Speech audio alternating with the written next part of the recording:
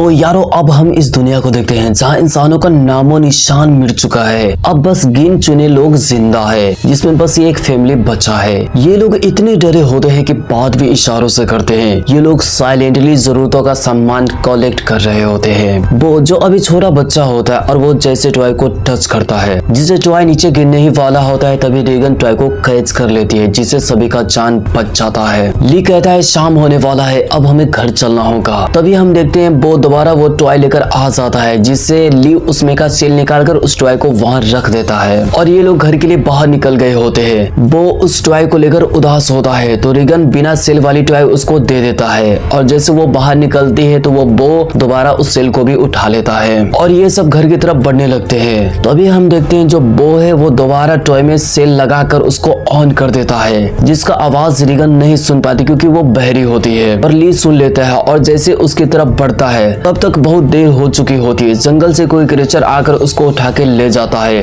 और ली उसको नहीं बचा पाता है।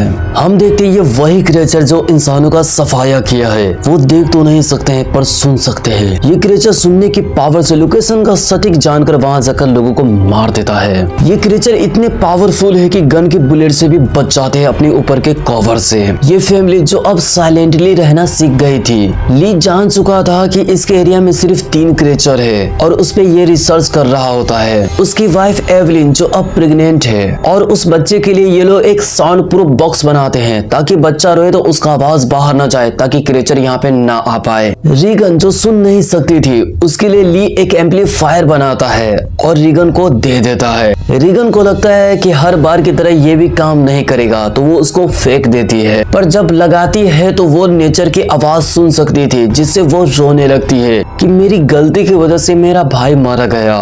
खुद को दोष दे रही होती है। अगले सीन में ली अपने बेटे मार्कस के साथ मछली पकड़ने के लिए जा रहा होता है तो रीगन भी उसके साथ जाना चाहती है, तो ली उसको घर पर रहने को बोलकर मार्कस के साथ चला जाता है। रीगन को बहुत बुरा लगता है, मेरे पापा मुझसे प्यार नहीं करते हैं। वो गुस्सा में अपना बैग लेकर वो घर से बाहर चली जाती है। इसी जगह पे आती है जहाँ क्रिएचर ने उसके भाई को मार दिया था और अपने भाई को मिस करने लगती है। एवलिन जो कपड़े को लेकर बेसमेंट से ऊपर जा रही होती है, पर बोरा किल में फंसकर जो किल होता है वो सीधा हो जाता है और उन लोगों के पैर रखने के ही जगह पे किल होता है। एवलिन अपने बेटे के फोटो फ्रेम को लेकर मिस कर रही होती है, तभी उसको लीवर पेन होता है तो फोटो फ्रेम ली बेसमेंट में जाने लगती है। एवलिन किल को नहीं देखती, जिससे वो किल के ऊपर अपना पैर रखते जिससे किल उसको चुभ जाता है और इसी में फोटो फ्रेम नीचे गिरकर टूट जाता है, जिससे साउंड होता है। खुद को एवलिन संभालती है, पैर वहां से निकालती है। बहुत दर्द हो रहा था, उसको भी पता था अगर आवाज निकाला तो क्रिएचर से मारा जाएगी। लंगड़ाते हुए नीचे आकर लाइट का स्विच ऑन कर देती है, जिससे रेड लाइट ऑन हो जाता है और वो जैसे ऊपर जाने वाली होती है उसके घर में क्रिएचर आ गया होता है। फोटो फ्रेम के गिरने की साउंड से क्रिएचर घर में आ गया होता है।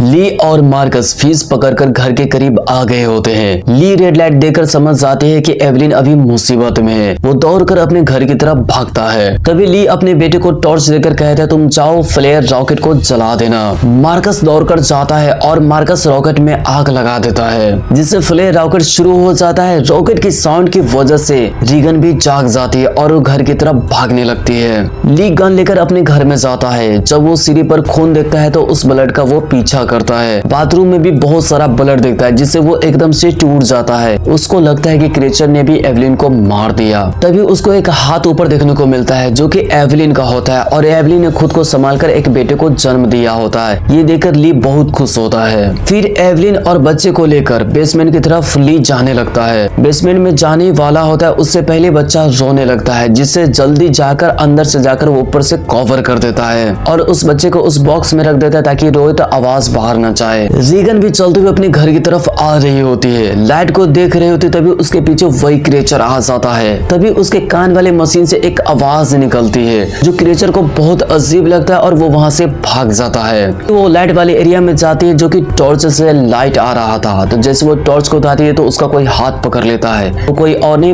मार्कस होता है जो क्रिएचर के डर से छुपा हुआ था।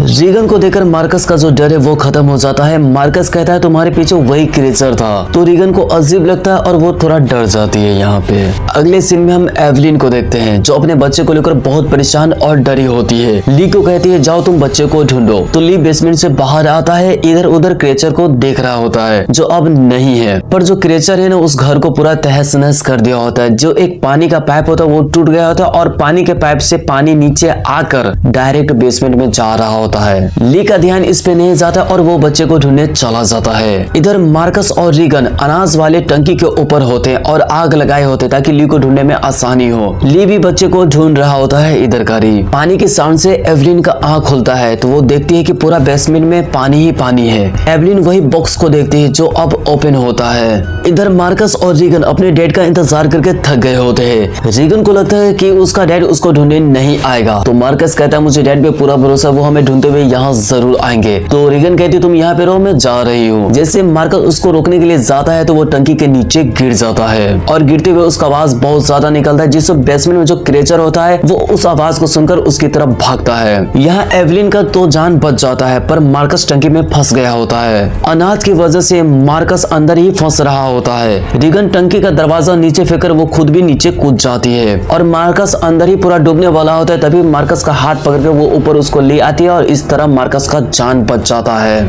इन लोगों की हलचल की आवाज को सुनकर क्रिएचर टंकी की तरफ जा रहा होता है। ये देखकर ली भी समझ जाता है कि मेरा बच्चा जो है टंकी के पास है। क्रिएचर टंकी के अंदर कूद जाता है। फिर से रीगन की कान वाली मशीन से वही आवाज निकलता है जिससे क्रिएचर को बहुत तकलीफ होता है और वो वहां से भाग जाता है। उसके बाद मार्कस और रीगन टंकी से निकलते हैं तो इन लोगों को ली भी मिल जाता है। ली अपने बच्चे को जिंदा देखकर बहुत खुश होता है और ये सब अंदर स्क्रीन पे एवलिन भी देख रही होती है। ली को लगता है कि अभी भी क्रिएचर आसपास ही है तो वो बच्चे को कार की तरफ भेज देता है। उसके बाद जैसे वो पीछे देखता है तो क्रिएचर इसको मारकर दूर फेंक देता है। अपने डैड को इस हालत में देखकर मार्कस जोर से चिल्लाता है तो क्रिएचर उसकी तरफ जाता है। इस बार भी रीगन की कान से वही मशीन दोबारा साउंड करने लगता है तो रीगन इससे परेशान होकर उसको ऑफ कर देती है जो इसकी सबसे बड़ी गलती होती है। वही साउंड से क्रिएचर को तकलीफ हो रहा था पर रीगन अनजाने में अपनी मौत को दावत देती है। अगले ही पल कार के सामने वाले शीशे को तोड़ देता है क्रिएचर और कार को तोड़ने ही वाला होता है। तभी ली को होश आ जाता है और खुद के बच्चे को मुसीबत में देखकर ली समझ जाता है कि क्रिएचर से लड़ना इतना आसान नहीं है और उसके पास बस एक ही रास्ता बचता है। वो रीगन की तरफ देखता है और कहता है मैं तुमसे बहुत प्यार करता हूँ और मैंने बो के मौत का कारण तुम्हें कभी नहीं समझा। मेरे होते हुए तुम्हें कुछ भी नहीं होगा। ये सभी इशारों में कहता है और जोर से चिल्लाता है जिससे क्रिएचर आवाज सुनकर ली की तरफ आता है और ली को मार देता है। रीगन ये देखकर बहुत दुखी होती है कि मैं डैड को गलत समझ रही थी, हालांकि मैं खुद गलत थी। क्रिएचर वहां से चला जाता है। ये सब एवलिन भी देख रही होती है।